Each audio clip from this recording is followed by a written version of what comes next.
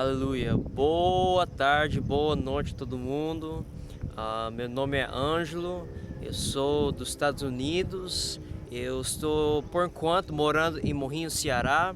Você pode ver atrás de mim, é a cidade inteira. Estou no ponto mais alto da cidade e é uma cena muito formosa, muito bonita, muito linda.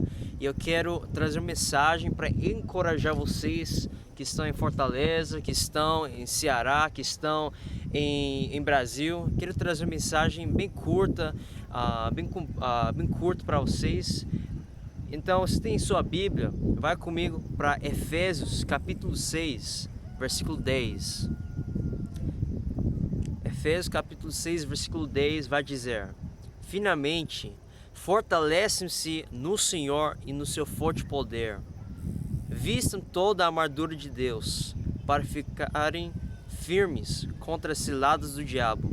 Pois a nossa luta não é contra seres humanos, mas contra os poderes e autoridades, contra os dominadores deste mundo de trevas, contra as forças espirituais do mal nas regiões celestiais.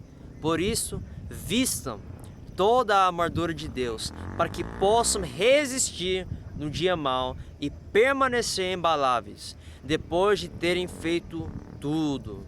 Amém?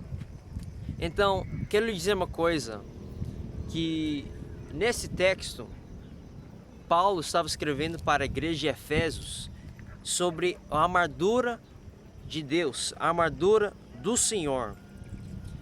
Temos que ver nesse contexto quem são os Efésios.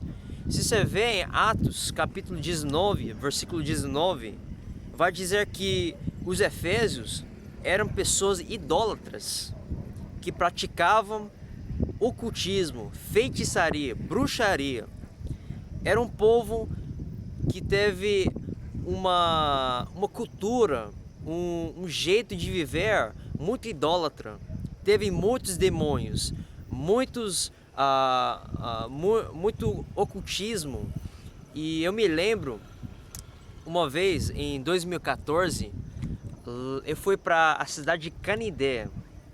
E quando foi para a cidade de Canindé, foi eu, a Franciana, minha mãe e o meu pai. Quando fomos para Canindé, era um lugar cheio de ídolos, era um lugar cheio de demônios. Teve muita estátuas em todo canto, na praça, no supermercado, na pousada, no banheiro. Teve muita idolatria lá em Canindé. A gente foi também lá para aquela estátua do São Francisco, e naquele lugar as pessoas colocavam, né, uma pulseira lá para fazer promessas com São Francisco. E era uma cultura envolvida na idolatria, cheio de ação maligna. Então temos que ver que Paulo estava escrevendo para um povo que estava cheio de feitiçaria, cheio de ação maligna. E quero lhe dizer que o povo do Efésios, a igreja de Efésios, precisava ter a armadura de Deus para lutar contra o inimigo. Porque estamos numa guerra. Estamos numa guerra. Cristianismo não é passear na beira-mar chupando no suco e comendo camarão. Não é um passeio no shopping no Iguatemi. Não. Nós temos uma luta, nós temos uma guerra. Eu quero dizer que nós temos que vestir a armadura de Deus todos os dias para resistir o inimigo. Sabe? Nestes tempos de escuridão, Deus nos chama a permanecer. A permanecer. Permanecer na presença, permanecer na adoração, permanecer na igreja. Mas a igreja está fechada, você diz. O templo está fechado. Mas quero dizer que você é a igreja. Não importa se todos os templos são fechados, você continua a ser a igreja, né? Então, se você não passa por lutas, Se você não passa por lutas espirituais, quero lhe dizer que você não é crente. Você é falso, você é hipócrita. Você que diz que é crente, mas não tem lutas, isso não existe não. Quero lhe dizer uma coisa, que todo crente passa por lutas espirituais. E Paulo vai dizer que para permanecer na presença de Deus, você precisa da armadura de Deus. Você precisa do cinto da verdade. Sabe o que é cinto da verdade? É quando você lê a Bíblia, é quando você ora, é quando você escuta a pregação. Sabe, nesses dias de coronavírus, nós temos feito uma coisa muito errada. Nós temos recebido tantas coisas da mídia, do Facebook, do Globo, da televisão, do Netflix, das novelas, do YouTube. Nós temos recebido tanta lixo, tanta negatividade, tantas mentiras, tanta falsidade. Em nossa casa, em nosso lar, estamos só alimentando a mentira, alimentando o medo, o pavor na nossa vida. Sabe uma coisa? Você precisa colocar o cinto da verdade.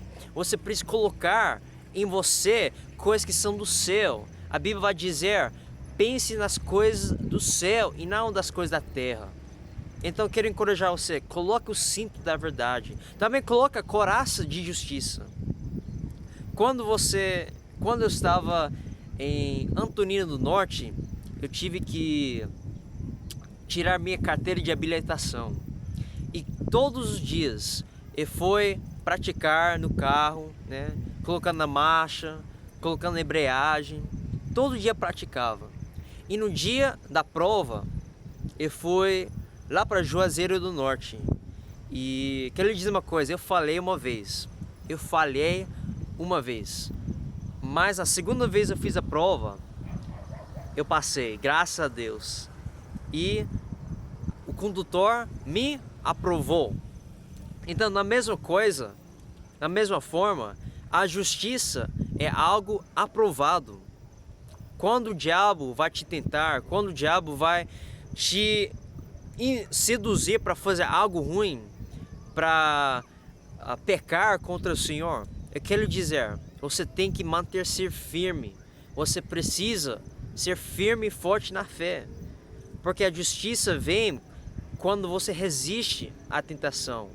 Quando você resiste à tentação, você é aprovado pelo Senhor. Deus diz, esse é meu filho, esse é meu servo. Ele é aprovado. Sabe uma coisa? Eu fui para Amazonas com a Lili. E quando a gente foi para Amazonas, fiquemos muito doentes, muito doentes. Eu me lembro que eu peguei o dengue e eu tive que ficar em casa uma semana. Eu me lembro que eu ficava noites, né, com dor de cabeça, noites com dores no corpo, noites de choro, de angústia.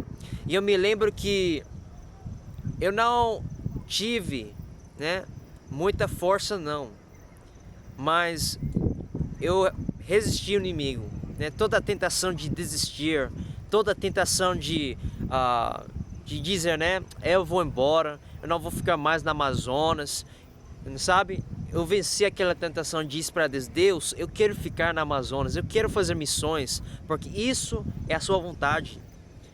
Então, a justiça é uma vida aprovada, é uma vida quando você diz não para o diabo, não para a tentação, e sim para o Senhor. E sabe, quando eu estava na Amazonas, eu precisava ter os calçados de prontidão, calçados com prontidão. Eu não estava pronto para estar doente, né? Eu não estava pronto para perder 5 quilos em uma semana. Eu não estava pronto para chorar toda noite, de ficar doente, mas quero dizer que a gente nunca espera a angústia, nunca espera a tribulação. Não esperamos nada disso, mas podemos estar prontos, podemos estar preparados, né?